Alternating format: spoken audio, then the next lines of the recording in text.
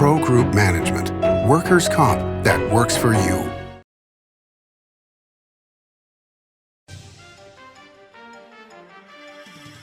Welcome to Nevada Newsmakers. On the broadcast today, the executive editor of the Las Vegas Review-Journal, Glenn Cook, is here for the whole program on an all-new Nevada Newsmakers. Enjoy exceptional value and a comfortable atmosphere at the all-new Nevada Steak at Tamarack Casino. Great food, fine wines, and delectable desserts. Ooh, your good times at Tamarack. Pro Group Management specializes in providing industries with the necessary components to satisfy and exceed workers' comp requirements. Every business has unique needs and specific regulations. Pro Group Management stays ahead of the curve, providing up-to-date services to keep your industry in top form. Discover how we simplify your tasks, improve efficiency, and reduce expense to keep you moving in a positive direction. Pro Group Management, workers' comp that works for you. Truck drivers are some of the hardest working people you'll meet, delivering over 70% of America's freight and 92% of Nevada's. When there's a natural disaster, they're delivering critical supplies to help those communities recover and rebuild. Every sector of the economy and our nation's military rely on truck drivers. So let's take a moment to say thank you. On the open road or city streets, our truck drivers are rolling to make our economy and our nation stronger. Trucking moves America forward. Enjoy exceptional value and a comfortable atmosphere at the all-new Nevada Steak at Tamarack Casino. Great food, fine wines, and delectable desserts. Ooh, your good times at Tamarack. This is Nevada Newsmakers with host Sam Shad, a no-holds-barred political forum. Now, from the Nevada Newsmakers broadcast headquarters, here is Sam Shad. And back on Nevada Newsmakers, we're always delighted to welcome back to the program Glenn Cook. He is the executive editor of the Las Vegas Review-Journal. Pleasure to have you back, sir. Thank you, Sam. Good to be back. To start off, not on a down note, but with the passing of Sheldon Adelson, there were some folks that were concerned that the support for the Las Vegas Review-Journal would go away, but it seems to be the exact opposite. It seems like you're actually expanding rather than contracting. Well, the company is owned by his family. He was not our sole owner, and although his passing, created a huge void in Southern Nevada, the family's commitment to the news organization hasn't changed at all, and they've encouraged us to continue to be innovative and aggressive in the way that we cover Southern Nevada, and ensuring that we continue to evolve in a way that will ensure the vitality of the organization. And so, there has been no change. There's been no change. And the corporate headquarters for Las Vegas Sands, even though they sold the Las Vegas properties, gaming properties, is actually in Summerlin, correct? They're still here. To my knowledge, their corporate headquarters is inside the Venetian, but they're still here. Sheldon's entire family is still here, and to our knowledge, that's not going to change when the transaction for these Sands properties on the Strip actually closes at some point in 2021. And we'll be having Rick Vallada on, your gaming correspondent, and we'll talk about the ramifications of the sale of those properties, but that is not your department. One of the things that the Adelson family talked about when they purchased the newspaper was the idea of expanding it into a regional newspaper. Is that still the plan? Well, yes, we did have some ambitions to do that at the time. That is not the direction that we are heading in right now. I mean, the pandemic was an economic body blow from one end of this community to the other. And the reality of that was, it affected properties up and down the Strip, every business that supports resorts on the Strip, every business that does business with someone who worked on the Strip, and it impacted us significantly as well in terms of our advertising revenue And the family, they made a huge commitment to their workforce, and not just the Sands workforce in terms of continuing to pay their employees there, but they made a commitment to the Review Journal throughout the pandemic, that they recognized that we served a truly essential function in terms of telling the story of the pandemic and giving the public the information that it needed. But the reality is, we are not currently growing as a newsroom right now, and if we can't grow as a newsroom, we can't spread out into some of the markets that we thought years ago about having bureaus in regional markets, but that's not an approach that we're currently taking. One of the things that surprised me, certainly in the early stages of the pandemic, was as they were naming essential businesses, that news really wasn't named as an essential business, even though it absolutely was. Well, so you really had to dig deep into that document, Sam, to find where news was slotted. And going off of my memory, I want to say that they included, broadcast, online, print media. We were under like communications infrastructure, which was bundled in with utility workers. You really had to dig deep into that document to figure out that we were in fact declared essential workers, but we were the third or the fourth tier at that time, and we weren't eligible, to be vaccinated, as I recall, until sometime in February. But we were in there. But boy, did you have to get out your magnifying glass to find us in that document. And that was rather shocking to me. And I'm fine with wherever I'm put on the spectrum. There's a lot of people that I would put in front of me in terms of getting vaccinated, even though now I am vaccinated. But knowing how many young reporters were out there dealing with this story on a daily basis in the front lines, at hospitals, at all kinds of places where there was the possibility of them either catching COVID or being able to pass it on to somebody, it seemed that they should have been higher up. That's just my thought. I'm not sure if you have an opinion on that. But you know what you also have to recognize from a news leadership perspective is that there are a whole bunch of industries that you could make the case are essential workers, and there were vast categories of people who were well below where the news media was. So to me, it was a tough sell for the media to get out in front when you have people sick and dying, and especially recall how terrible things were after the holidays in the month of January, right? And for us to come out and say we're more essential than others, that's just not something that was going to play really well to the public, I don't believe. The group that, I think you could have made the case was among the most essential of all were resort employees.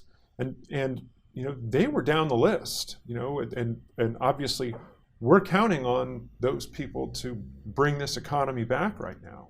So that was a very politically charged way to prioritize vaccination.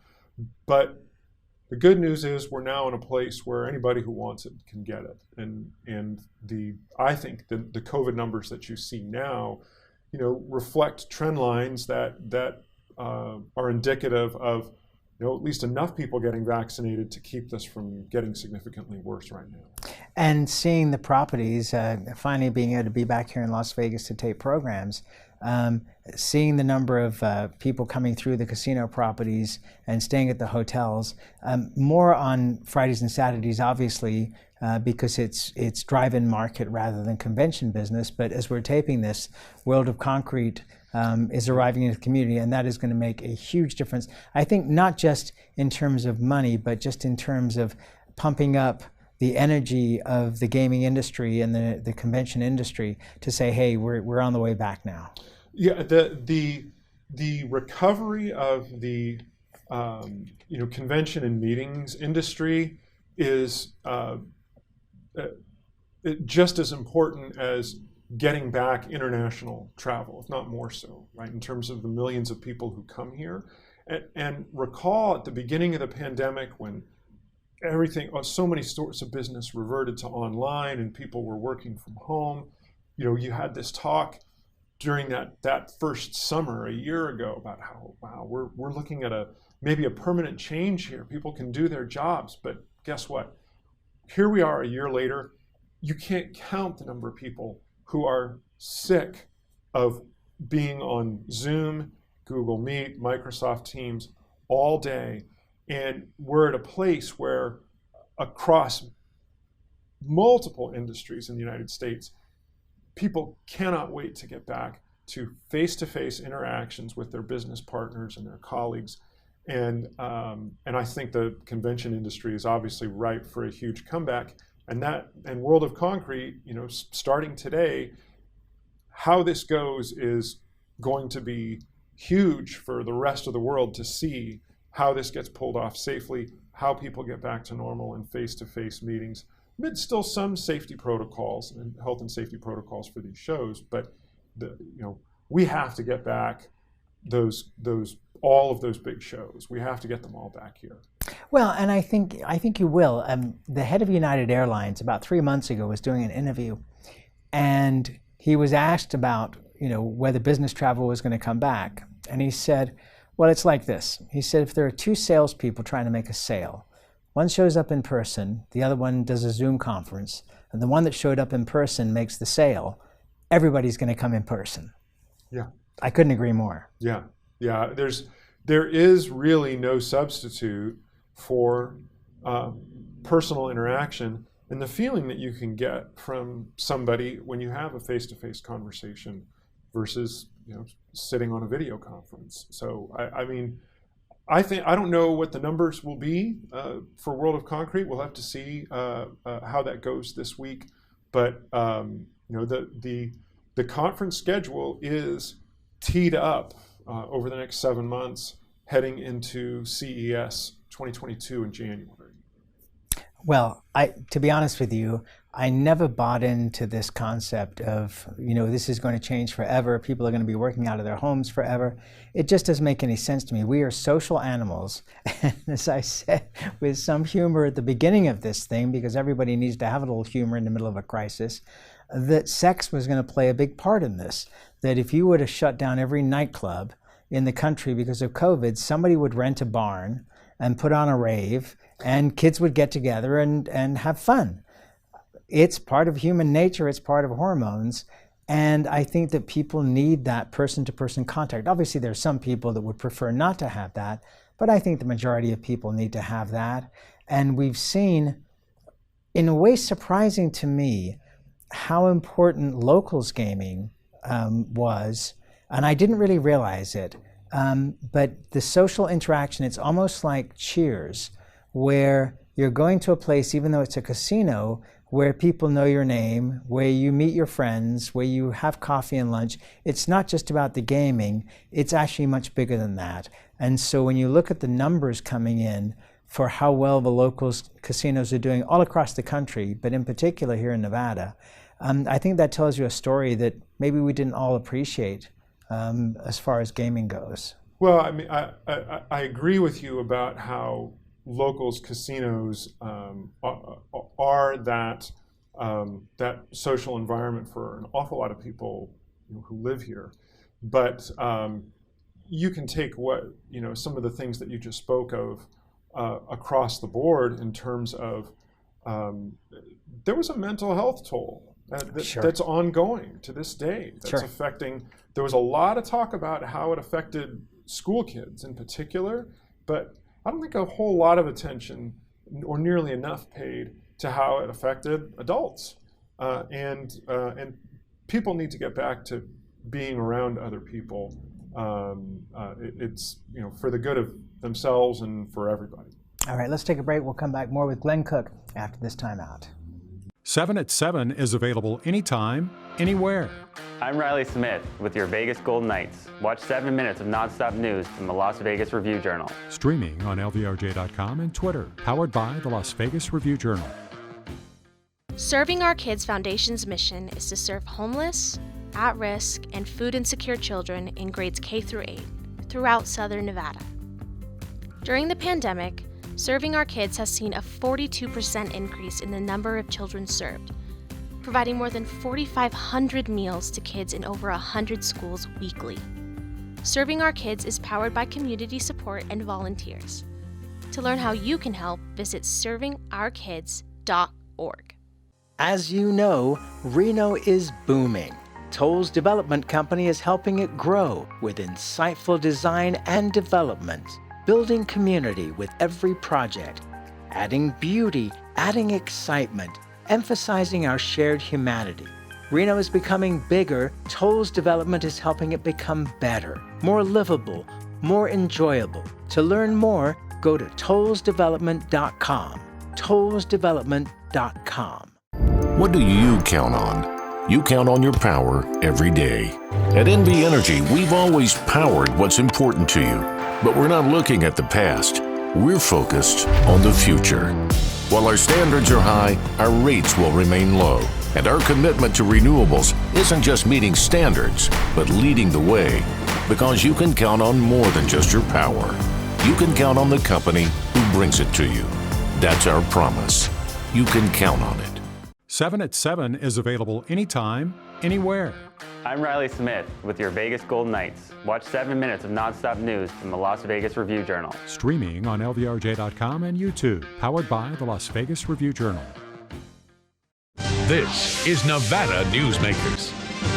I'm back on Nevada Newsmakers. We continue our conversation with Glenn Cook. He is the executive editor of the Las Vegas Review-Journal. I wanted to ask you a question. I wanted to ask you the last time we got together and we just ran out of time. As you know, I'm a big newspaper fan. I've been a reader since I was a kid. I grew up in a household that had 4 newspapers a day, 2 morning, 2 evening. So I'm there. And over time, we got used to a certain rhythm that you would expect Monday and Tuesday to be lighter in terms of news content, and then Sunday you'd have a packed newspaper and you'd spend the morning, maybe a good portion of the day, consuming that news.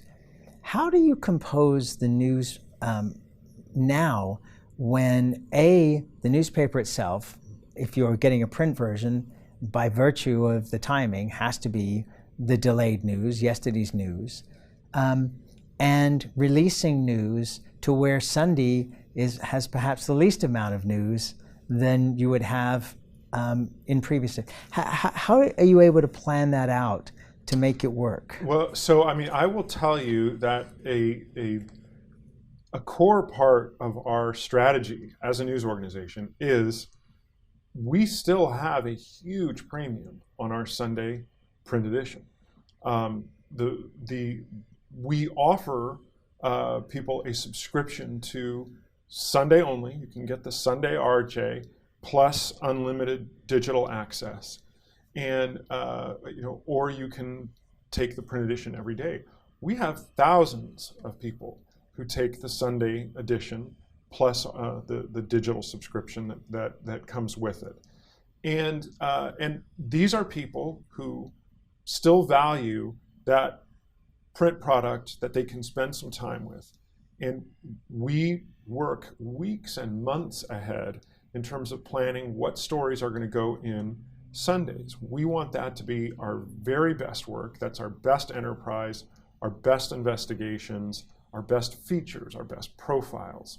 And so Sunday print, still hugely important for us. And we want people who go out to their driveway on Sunday mornings and pick that up to have important stories to read that provide depth and context. And going to your point, saying, what lands in your driveway most days is what happened yesterday, right? But what we want to get, especially in Sunday's print product, is the stories that you can't get anywhere else and aren't necessarily pegged to a development that happened yesterday or even 2 days or 2 weeks previously, but something that looks forward, something that examines a problem that maybe you didn't even know existed previously. But Sunday print we still spend a great deal of time on and strategically a lot of planning goes into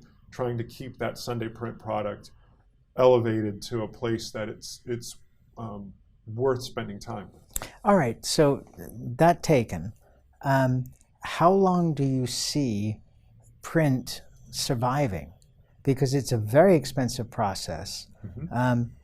Is it 10 years out? Is it 15 years out? Where do you see it? This is our industry's multi-million-dollar question. The answer is, it depends, right? It depends on the market. Look at what's happened up I-15 in Salt Lake City. Okay, Salt Lake City, the Salt Lake Tribune is now a Sunday-only print product with full digital. And you have many other markets around the country that years ago reduced the number of days of print, gone down to 3 or 2, right? So here in Las Vegas, we have a joint operating agreement with the Las Vegas Sun that requires us to print 7 newspapers a week. Oh, really? The JOA requires that? Yes. So we are obligated to print the Review Journal and the Las Vegas Sun 7 days a week. Isn't that like a 45-year agreement? 35, I think. Okay. But don't hold me off of memory to the year that joint operating agreement expired. But it's 30 plus years. Yeah, it was when both the Sun and the RJ entered into that. Now, so how long will we complete the term of that joint operating agreement, and will we complete it printing 7 days a week? We're going to have to see. We're in litigation with the Sun right now over that joint operating agreement. But there are people who think that, depending on the market, that print's going to last many years ahead. And there are, but at the same time, especially in smaller markets around the country, print's disappearing completely. You have print newspapers closing. Thousands of print newspapers have completely shut down over the last 15 years, especially across small towns around the country. So I will not pretend to have the answer of when print will end, but for now, it's still with us. We have tens of thousands of people who want to read it every day, who pay to have it delivered to their home, and it's still a viable product here in Las Vegas. And in a lot of other markets too. Let's take another break. We'll be back with Glenn Cook after this. Dimitri Prine here for Design Outdoor. Are you a homeowner who's interested in remodeling or building a home? At Design Outdoor, we can show you how adding natural or manufactured masonry stone can add beauty and value to your home. And we refer only the best contractors. Our store and backyard are located at 11600 South Virginia, just north of DeMonte Ranch Parkway. Visit designoutdoor.com or call us at 851-9499.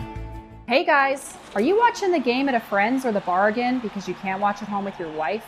Or worse, because she kicked you out and kept your couch, your flat screen, and your kids? What's the one thing a man needs when he loses a good woman?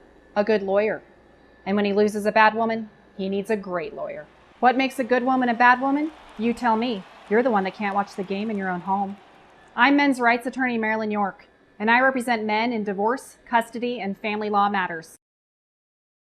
Everyone is talking about opioids, but they're not the only drugs that can be harmful if taken in large quantities or not as prescribed. You also need to be aware of side effects from anxiety drugs, muscle relaxants, sleep aids, and stimulants. Mixing prescription drugs with other drugs or alcohol can be dangerous. If you take an Ambien with a glass of wine, it may be enough to stop you from breathing. Prescribed drugs can be just as dangerous as illegal drugs. Take medications only as directed. This is Nevada Newsmakers. And back on Nevada Newsmakers, we continue our conversation with Glenn Cook. He is the executive editor of the Las Vegas Review-Journal. Mobbed Up, which was an incredibly successful podcast, is coming back with Jeff German as the anchor, I understand. Yes. What can we expect in season 2? So season 2 will drop later this month. We'll start rolling out at the end of this month. Season 2 is about the Detroit mob and their control of the old Aladdin Hotel Casino. sort of as our main backdrop to the larger story of how the state got all the organized crime families off of the Las Vegas Strip. So that's the focus of it.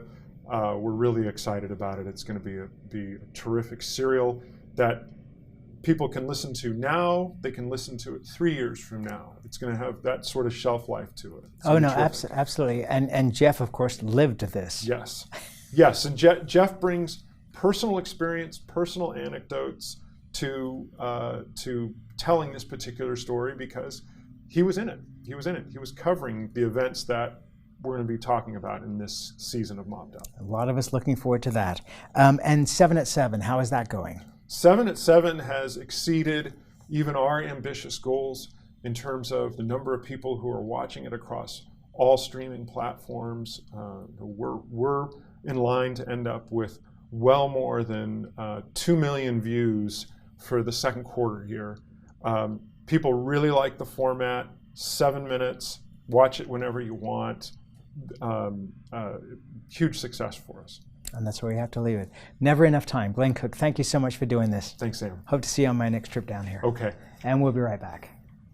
A bird's eye captures its surroundings at different heights.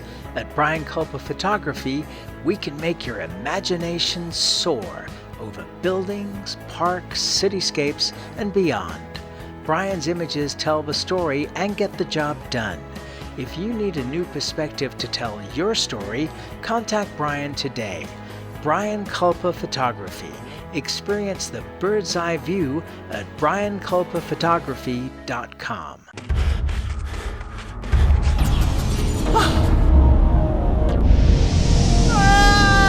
Hey, Dad?